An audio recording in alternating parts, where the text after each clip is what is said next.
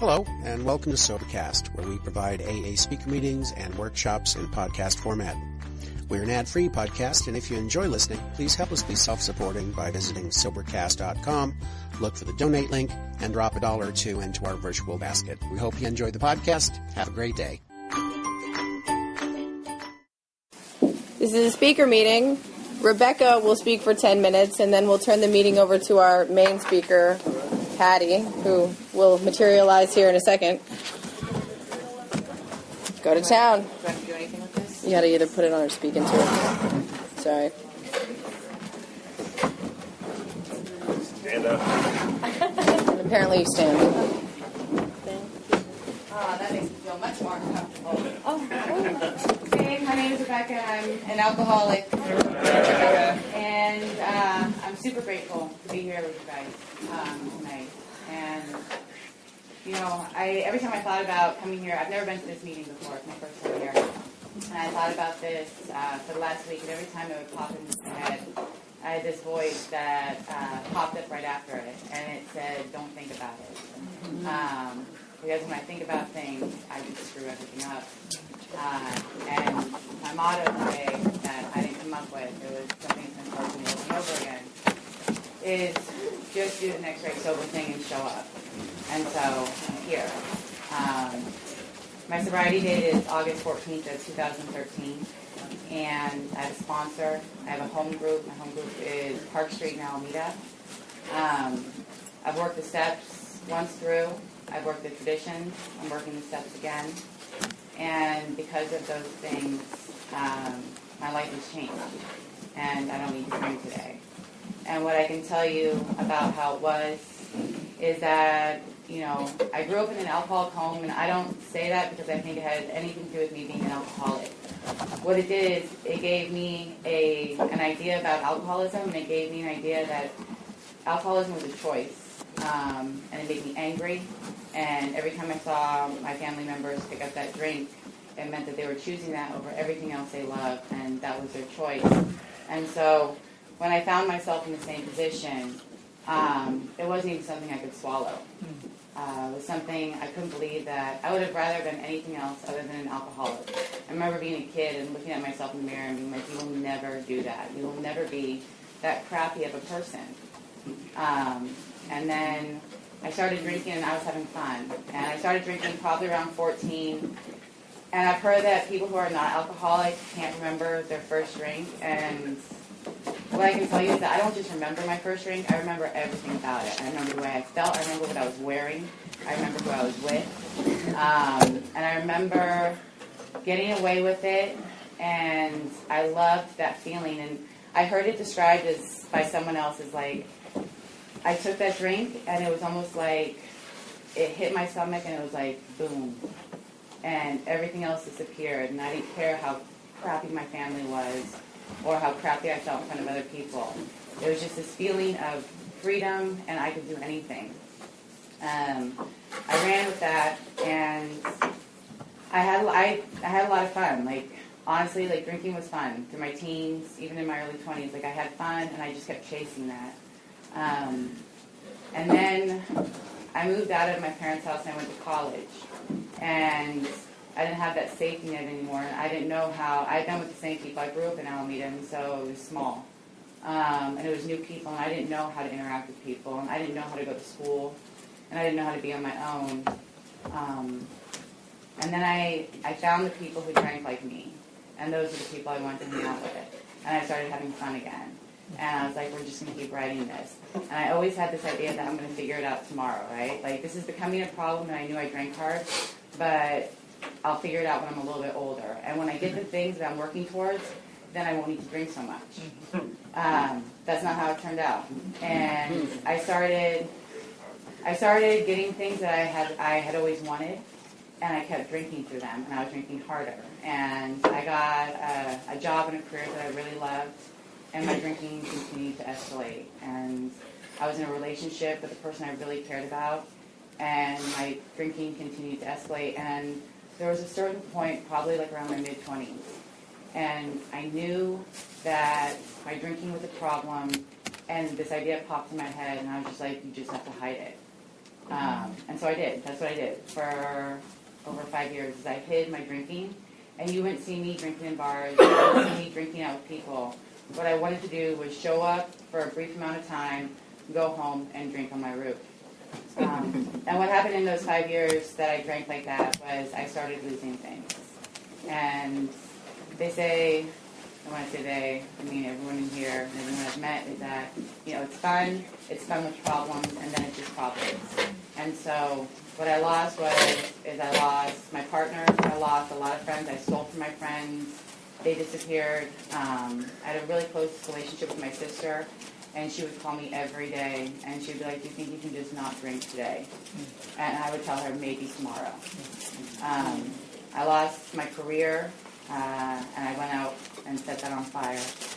And what happened was I ended up finding myself back in Alameda, living with my parents, having a part-time crap job, telling them I was going to work in the morning, crossing the street to the park, going to the liquor store, and passing out in the park, like 100 feet away from my parents' front door. And that's how I drank for the last 2 weeks short of the last year of my drinking. And, I knew AA existed. The idea of getting sober just kind of vanished at some point in my drinking. And I'm not sure when that was. But the idea that I was going to fix it tomorrow, or that I was going to figure it out tomorrow, or that some magical thing was going to drop into my life tomorrow disappeared. And it was just this overwhelming sense of like, all these bad things are happening to me. God must hate me. The world must hate me. And, on August 13th, I did my usual. I went to the park and I passed out. And my mom had this friend from college, and she had gotten sober, I want to say like 20 plus years ago.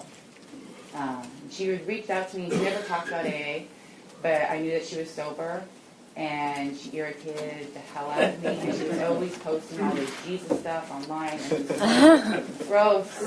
But I knew that she was sober, and I knew that she seemed happy. And I woke up in the park on the 13th, and long story short is that I couldn't tell myself, and I couldn't do it for another day. I couldn't lie for another day. I couldn't not look people in the eye for another day. And I didn't have the answer. And so I called her and I said, I don't know what to do. And she said, I'll give you some numbers of some women in Alameda, and, call. And I ended up going to my grandmother's house and drinking more.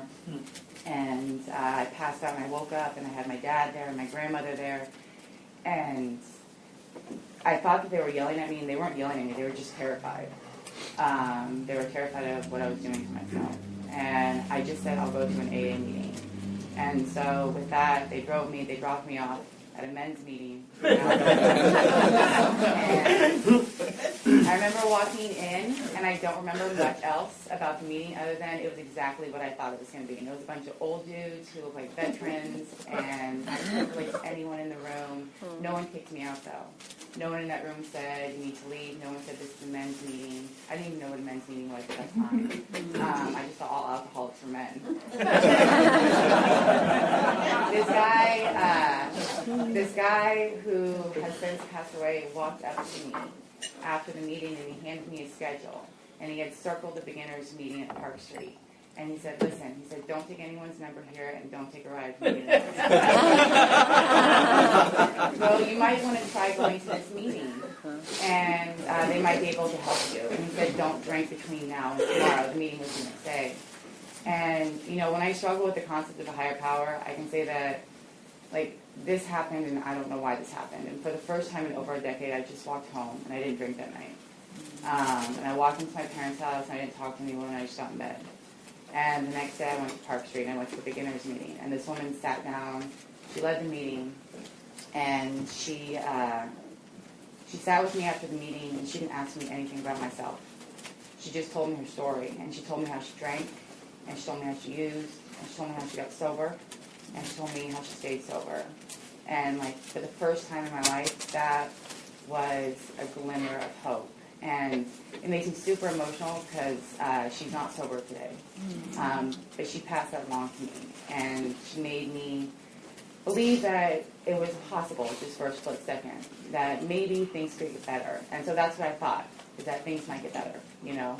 Maybe these people can teach me how to not make such a disaster out of every day.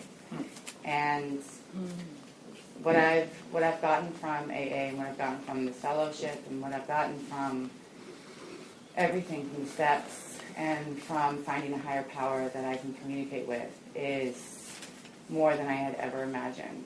And what I can tell you about my life today is that sobriety is nothing like I thought it was going to look. I had a list of things that I wanted when I came here, and I had a list of things I would drink over. I have gotten pretty much nothing that I wanted, and everything that I would drink over has all happened. But I don't want to drink today. And, you know, it's a beautiful thing and it's a challenging thing, and it has not been a cakewalk. There are moments where I hate AA, and there are moments where I hate myself for being an alcoholic.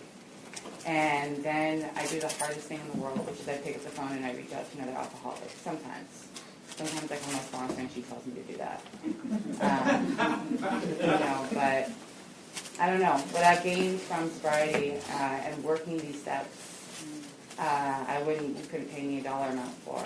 And the last thing I'll say is that, you know, I had the same sponsor for the first year, and she was super militant, and she had been to the Salvation Army down in LA. And she was, I thought she was insane. She introduced herself to me, and she said, I like your type of crazy. And I remember I left and I called my temporary sponsor, and I was like, this woman's nuts, and she's stalking me. And then I called her like a week later, and I was like, leaving my sponsor. And, you know, I thought it was her mission to make me cry. Like, every time we met, like the first 3 months of my sobriety, I was like, this woman just wants to see me cry. She wants to see me break down. She wants to see me be weak. And we were sitting in her car one day, and she said, you know, Rebecca, she said, as long as you do this, and as long as you continue working on this, you will never have to do anything alone ever again. And I did believe her, but I started crying. The reality is like, since I've come into AA, and since I've worked these steps, and since I continue to participate in my sobriety just a little bit every day, I've never had to do anything alone again. So, thank you.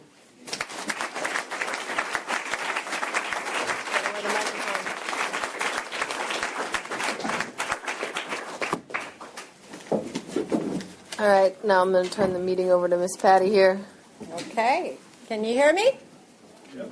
Okay. Well, I can talk about this anyway. I'm going to sit because I'm old. And my name is Patti, and I'm an alcoholic, and I'm also an addict, but I just usually, anymore, I kind of say alcoholic. I was born and raised in Washington, in Yakima, Washington. We had a farm, a ranch. There was no alcohol where I grew up. My parents didn't drink alcohol. I didn't see any relatives drink alcohol. I had a lot of weirdness in my family, and that made it hard to get sober. And that's the only reason I'm going to talk about my family in that way. And in AA, I had to unlearn everything that I learned when I was growing up, and I didn't think that's what would be needed when I got sober. I really didn't believe that. But one of the things I was taught was figure it out on your own. Don't ask questions, and if you don't know, don't ask. And children are to be seen and not heard. That was like I remember my dad saying that all the time. And I thought, that's not right. But, I was a little kid. But I remember having inklings of thinking, that's not right. And my parents divorced when I was in the 3rd grade. And when I was little, I was a spunky little girl. I had lots of curiosity in spite of all sorts of weird things going on, like getting whipped with a belt. I remember when they got divorced, suddenly we weren't getting whipped with a belt anymore. So that was good. I go, okay, this I can handle. But one of the things that did is it made me not trust people. And I have to say, that's something I had to really overcome over my lifetime. And I do have a lot of trust of people now. And I have a lot of trust of people in Alcoholics Anonymous, especially. Because really, you guys helped me more than you can imagine. You helped me more than my parents did. You know, and I love my mom. And I love my father, too. Even though he was the way he was. But I couldn't be around him. But when I was growing up, I did everything kids did when we were growing up. I grew up in, you know, I was born in 1954, you guys. So it's like, well, I'm like shocked that I'm alive. I really am, you know. Everything that I went through, I am sometimes stunned by it. Or the fact that I only take Zocor for cholesterol, and I don't pop pills, and I don't take anything else anymore, and I don't drink alcohol. I mean, I find that astonishing. Astonishing. When I was growing up, and we were little kids in high school, went to Eisenhower High School in Yakima, Washington, and you join the clubs, you do these different things, and I would smoke pot when I was in middle school, and we would drink beer sometimes, and none of that, I didn't really like any of that. That stuff didn't do that. The pot made me stupid. I didn't want to get anything done, and all I wanted to do was eat sugar and eat stuff.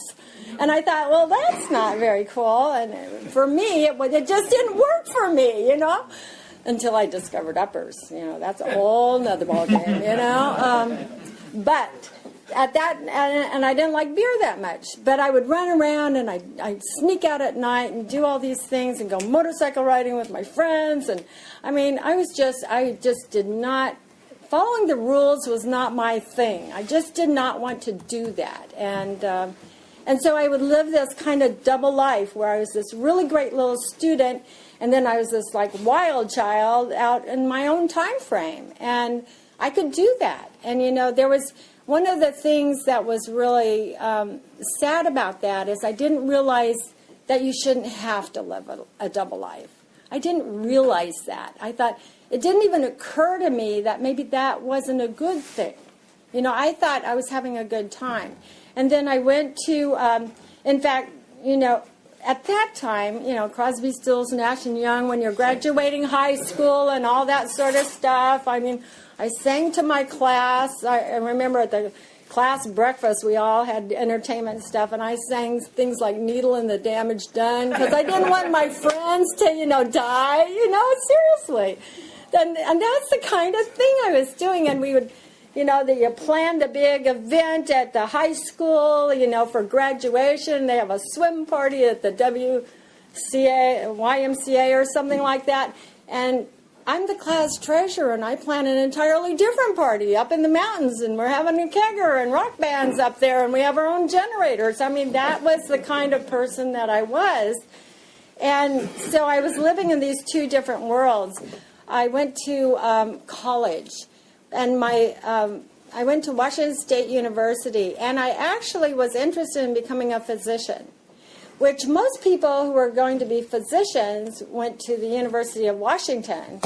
But they did have like pre-med and all that sort of stuff at Washington State. So I went to Washington State University, and the drinking age in Washington was 21 years old. I have no idea what it is now, but it's 21 years old. And I understand they have pot legal there now too. It's like, what the fuck happened there? I don't get it. I get clean and sober, and then everything changes after that. They come up with new drugs and all sorts of stuff. But I went to college, and Washington State University is 3 miles or so away from Moscow, Idaho. Drinking age is 19 in Moscow, Idaho, and that's where the University of Idaho is. Big rivalries between those two colleges. And what would happen is they would have these free nights of all the alcohol you could drink for the women to bring the men into the bars. And they'd have all this music, and this is in Idaho, and so that's what we did. We would all go over there every weekend and party really hard while I was in college. And I was studying incredibly hard because I am a good student. I studied incredibly hard, but boy, when it was Friday night, I would go over to Idaho and we'd be dancing all night and drinking all night. And that I just thought I was having a good time. I really did. I thought I was having a good time. I did not even recognize that I had an unusually high capacity to be able to drink. I didn't know that. And I didn't know that was a bad thing. I used to think everyone else was a lightweight. And I thought, I just thought, what's wrong with these people? But nobody told me, oh, well, alcoholics, actually, that's a kind of a symptom there. But no one ever had told me anything about alcoholism. Even then, no one had said anything ever. So I went to college. I had a 1-year scholarship there. Then they let me go to my scholarship finished out and it didn't renew, so I applied for another scholarship, and I got one for nursing school, a full ride. And so I studied incredibly hard for my nursing, and we would go out on weekends, and I met a man who introduced me to Scotch. Well, I like that. That worked. That got me there right away. And so he and I would go out on the weekends and we would go drinking, and now I was drinking, Scotch. And I thought to myself, I can really handle this really good. Can't handle rum. Something about rum would really fuck me up, and so I would avoid that. But I drink Scotch over here, and I drink a lot of it. I'm not a very big woman, but I could consume a lot of it. And I was like the designated driver for our group, which is not a good thing. As I look back on it now, I'm probably that woman driving really slow at the side of the road when she's loaded. But what happened is I ended up graduating nursing school. I did very well at that. And then I ended up typical, I guess maybe this is part of the alcoholism really getting under my skin at that point, I don't know, but got rid of that guy who was a really nice guy, still drinking, met another guy that I used to know years before, and he had gotten out of the service, and suddenly I'm moving to California. I don't know a soul in California, right? Moved down to California, and I'm living in Berkeley, okay? First we came to San Francisco. I'd never been in San Francisco, ever. And we drive to San Francisco. We are a place called the Oasis Motel, of all places. Some of this may ring a bell to some of you guys. And I'm sitting there going, San Francisco sucks. It's a terrible neighborhood. And we're basically probably in the Tenderloin at that time. And I don't know what it is. And he's doing something on Polk Street and going to bookstores. And I'm going, this isn't panning out the way I really even thought it might be. And so he joined, we moved over here to Berkeley, and he ended up joining some Nyingma Institute at the university. And I didn't know what that was, but he spent an immense amount of time saying Om and doing all of these sort of meditative practices, and he smoked pot every day. And I thought, this is just not, and he went to a lot of cheese co-ops. I remember, or co-ops, there was a lot of buying of cheese. And and you couldn't have Oreos, you couldn't have things you like to eat. He wanted to do things. It was just horrible. And I said, I've got to move out. This isn't working for me. And so I did. I moved out, and I was on my own. But I had gotten a job, at that time, they really needed nurses, and I was an ICU nurse from the get-go as soon as I came out of the chute. I love taking care of patients, and I'm really good at it, too. And you would have to pull me off you not to give up on your life. That's the way I was as an ICU nurse, and I did ICU nursing for 25 years, and I was a head nurse in ICU and all those sort of things, and I am still a practicing nurse, and I just love my profession. But at that time, I was taking the bus at night in my nursing uniform, all in whites, white stockings, white shoes, cap with a black stripe on it. I was that one, taking a bus at night, midnight, to go down and work at Merritt Hospital, which is now Altabate Summit Hospital in Oakland. And here I would do this as a young woman. I was like 21 years old, you know, and I was doing the nursing deal, and I was working on night shift, and pretty soon I got to find out who the partiers were on night shift, and I liked that. And there were a lot of nurses that worked with me that were not partiers. But I found the ones who really liked to turn it on, you know. We would, after working a night shift, you know, for 8 hours over a patient really, really sick, pretty stressful stuff. Great way to burn off that kind of stress was to go down to Spanger's. They were open in the morning, and you could have alcohol there. They'd serve you alcohol like that, and I'd rationalize that and say, well, of course, you know, I've worked all day. My night, you know, my nights and days are turned around, so of course that's perfectly fine and perfectly normal to do. Well, it wasn't really normal to do, and there were a lot of people in Spanger's who were actually having breakfast, you know, but we were drinking. And so even though I was working, more and more alcohol came into my life. And of course, cocaine became very popular at that time. And we used to think in medicine cocaine wasn't addictive. We didn't think about it too much because we were always putting it down people's noses in order to pass a tube down their nose. Or to do a bronchoscope, we would put pure cocaine down there to numb it up. Lovely, right? Just like in giving them dopamine to get their blood pressure up. You know, you wonder what that does now to the brain. But at that time, that's what we were going through. And you know that also at that time, the AIDS crisis was coming through. We were seeing young people coming through. It was a really tough time in the ICUs because we were seeing beautiful people just dying from different diseases out there that we didn't know what was happening to them. And we were doing our level best to try to help them live. So, and I still kind of take that to heart because I know I lost a lot of really wonderful people with the AIDS epidemic.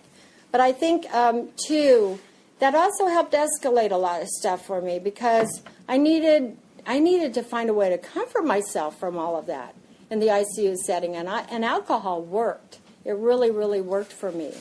And so ultimately what ended up happening is, I have a really long story. I'm so sorry, so I better keep track of it because I got to get to recovery. Ultimately what ended up happening is I got rid of that boyfriend. I'm working with all the other ICU nurses, and, you know, I ended up meeting a man who I really, really liked. He was very artistic. He was in San Francisco, and we went on a date. I actually met him first in a bar in Sausalito.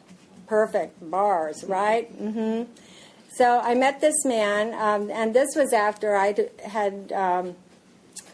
been sailing and doing all sorts of things on the Bay, this sort of thing. And I ended up going with him to his apartment, and he had a large Ziploc baggie of Quaaludes, 500 of them, in a Ziploc baggie. And I went, this is a guy for me. You know, I'm just thinking like that. And I never said that to him, but I remember there was a lot of cocaine in that relationship, and he was a really heavy drinker too. And I thought he had a problem with alcohol.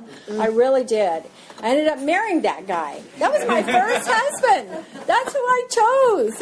And you know what? Bless his heart, I owe him amends. I really do. I can't find him, but I owe him an amends because he didn't have a chance. He never got a wife.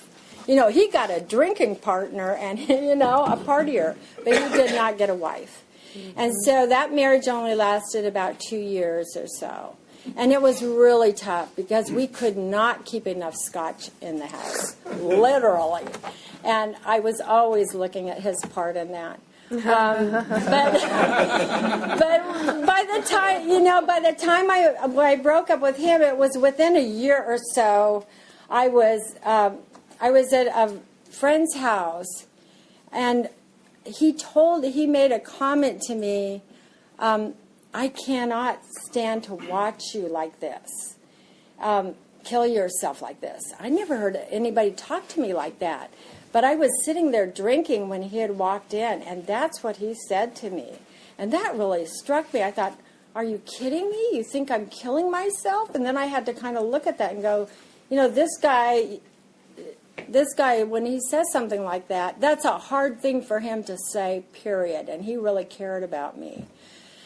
And so I told my girlfriends, and I said, I've got to, I need some help, and I need to get this cleaned up. And I'm a nurse, I don't know what alcoholism is. I still didn't know what alcoholism is. So my girlfriend, who's a nurse, I made arrangements to go to Ross Hospital to get sober.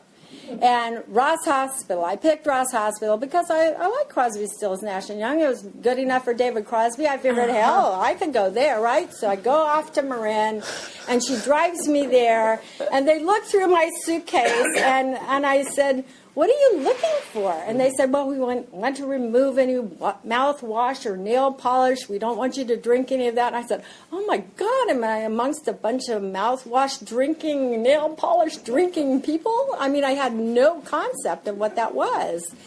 And I told my girlfriend right away, I think I've made a terrible mistake coming here.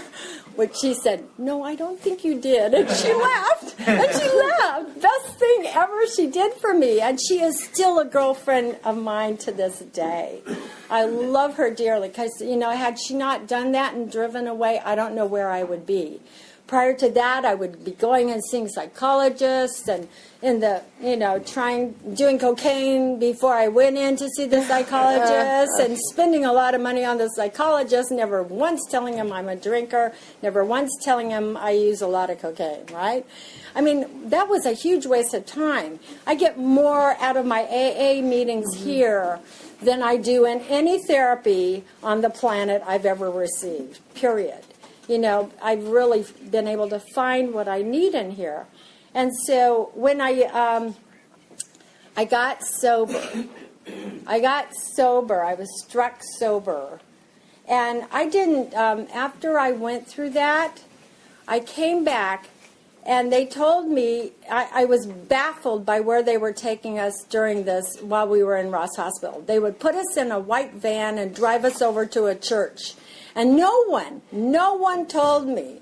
The reason we meet in a church is because that's where Alcoholics Anonymous sometimes rents a room. They didn't tell me that. So I thought, what the fuck? I'm going to a church and, what's this about? And there are all these people around and the baskets passing. And I'm thinking, oh, my God, we're tithing here? I just had no clue of what was going on. And then I got out of there and I thought, well, that's over.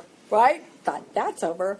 And then they said, you should go to meetings when you get back. And so I got back to my relationship I was in, and I went to meetings, and I would go out in Contra Costa because I didn't want anybody to know where I worked that I go to AA meetings. Okay? Mm-hmm. I want you to know today, I don't care what anybody thinks about me. I go to AA meetings because it helps me.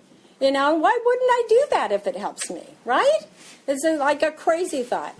And besides that, I also used to dress incognito, and I think I would be incognito. I'd tuck my hair into my coat and think that was, people would recognize me if I was drinking at Olivetto's on college. And they'd come right up to me and say hello when I was drinking. It's like, what is wrong with me?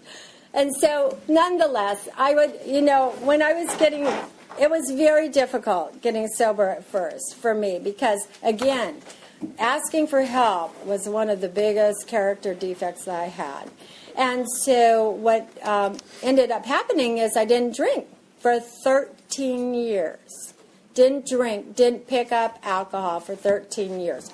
What I did do, though, is I was working also in a doctor's office where the pharmaceutical reps bring in all sorts of free drugs at that time. They don't do it so much anymore, but they did it then.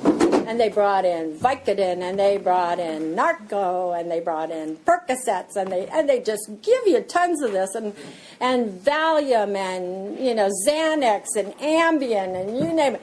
And I go, okay, these are all free. Okay, I'll take some are here over here for you, and some over. I'll take some of that because I'm feeling a little anxious, or I can't sleep, and whatever. And I loved Vicodin. I could eat a ton of those things, and I didn't. I mean, 10 a day. You can kill your kidneys doing that. I'm a nurse. But I didn't know that, didn't think about that, because probably most people aren't taking 10 Vicodin a day. So what ended up happening with me is I relapsed, and I did that relapse. I was working on Telegraph Avenue, and I decided to go all the way to Scott's to have lunch. That's the first indication something was up. There were plenty of places between my work and where Scott's was down on the harbor to have lunch. But that's where I went because I wanted to go someplace that was unlikely someone else was going to see me.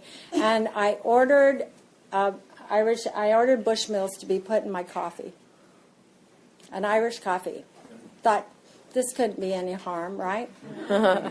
Wrong. But by this time, I was a married woman. That 13 years, I was a married woman now, a second time. But I had a son now, too. I had a son. And I love that boy.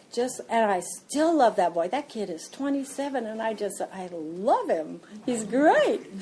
And what ended up happening to me is once I took that one drink, the worst thing in the world happened. Nothing happened to me that first day, but it was the first drink. But I'm telling you, when I took that drink, it woke up everything that my body physiologically knows about alcohol. And that's why I know I'm an alcoholic, because from then on, it was on. I could not take enough alcohol in. I was still functioning, but I could not bring myself to go back to Alcoholics Anonymous. I had stepped away from the meetings way before I took that first drink. That's another thing I learned. Don't do that. Don't step away from those meetings. That's the first sign you're taking your step out there to take that next drink. And so what ended up happening is my son was 10 years old. We were at home. I remember my last day of drinking vaguely. I passed out in my bathroom at my house. My son was at home. My husband wasn't there. I hadn't made dinner.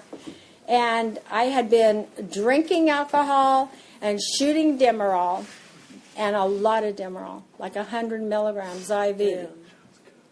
So if you're wondering if I'm an addict, I know I'm an addict. I know I'm an alcoholic. I have no problems with that because I have no problems with that. And it's not a moral issue. I know that too because I know I'm a really good person. But I know if I put that stuff into my body, it becomes a moral issue. It does. And that's what it does to me. It makes me immoral over time.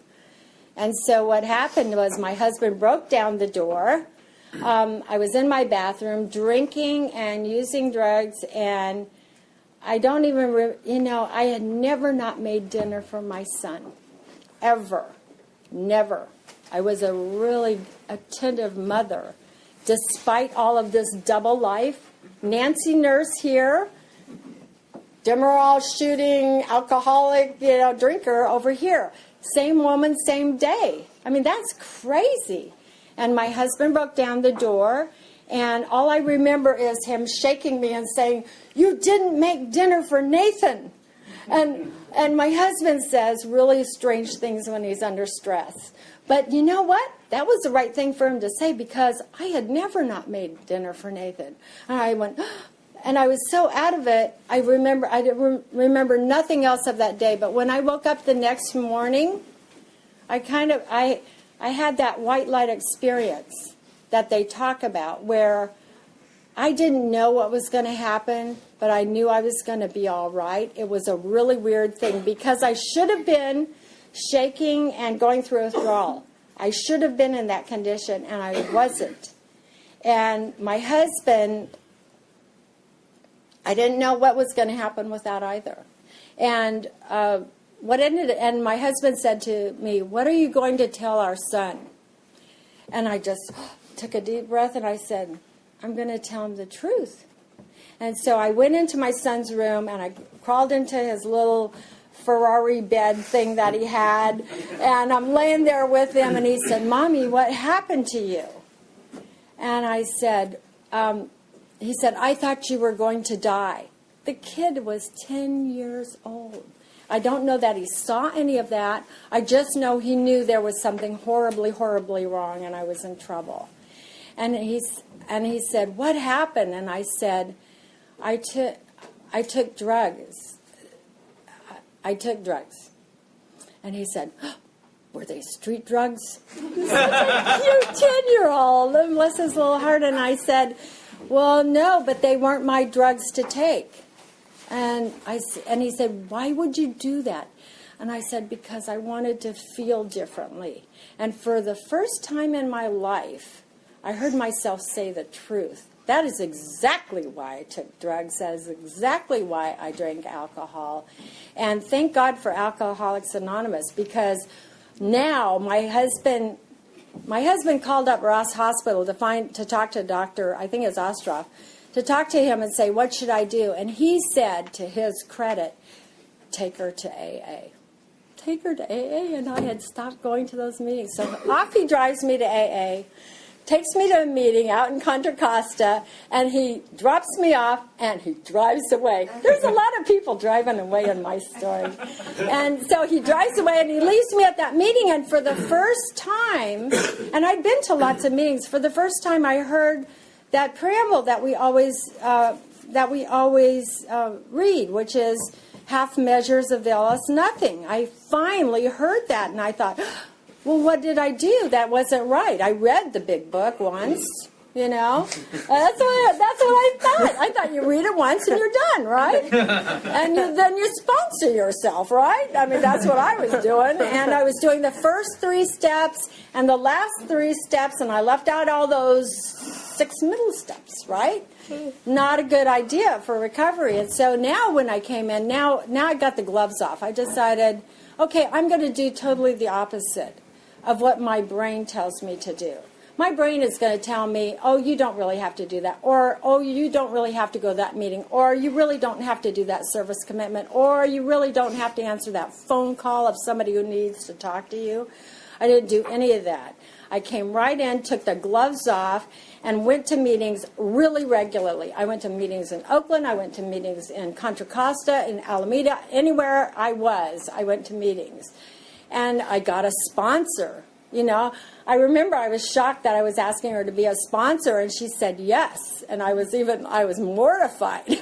And then she said, I think we should meet every week. And I thought, well, isn't that a little bit excessive? And she said, no, I think that might be really helpful. And we did. We met every day for a week, and she got me into service. In 6 months, she wanted me to take a service commitment, and so I took a coffee commitment. People were complaining about how I made coffee, and I had to learn how to take criticism. And I was like, okay, so teach me how to make the coffee, you guys, And so I learned all of these things.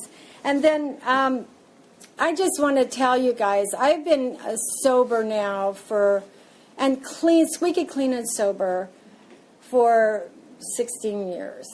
16 years. And I just want to say, no, that's really thanks to you guys. Then you should be thanking yourselves, because I sponsor women. I go to a big book meeting every week. I go to a step study meeting every week. I go to speaker meetings once in a while. I used to only go to speaker meetings. But for me, I really needed to be in those other meetings so that I would be going over the book and hearing how you guys did it. Because then when you're sharing about the steps, or when you're sharing about what your reading was in the big book, I would start to see how you're dealing with life. And I'm telling you, I was learning from you. You guys gave me a chance to learn recovery better than I learned my alcoholism. You replaced my alcoholism with that. As a nurse, when I look in the ICD-9 book under alcoholism, it has reams and pages of all the awful things that happen to alcoholics. there are two things in there that are good. One is abstinence of alcohol as a coding you can use for a patient, and the other one is alcoholism in remission. But all of the other ones are just going. And that tells me, that's what I have to look forward to if I take that first drink. I've had an opportunity to raise my son, to see him go to college, to help my husband, who needs a lot of help, frankly, and because I found out when I got sober, I found out my son has ADHD, I found out my husband had ADHD, and I'd been with them for a long time, and I just thought, well, I didn't realize that maybe they needed some help with that. and I thought I was going crazy, Suddenly everybody else was on medication. I'm not supposed to take anything, right? It's like, what's that about? So I just want you guys to know, if you're new, come hard and fast. You have nothing to lose here because it's been an amazing ride. I've had amazing things happen to me in recovery that I could not have predicted in a million years. But it really took me jumping in with both feet. You guys were literally my life preserver. So I thank you for that.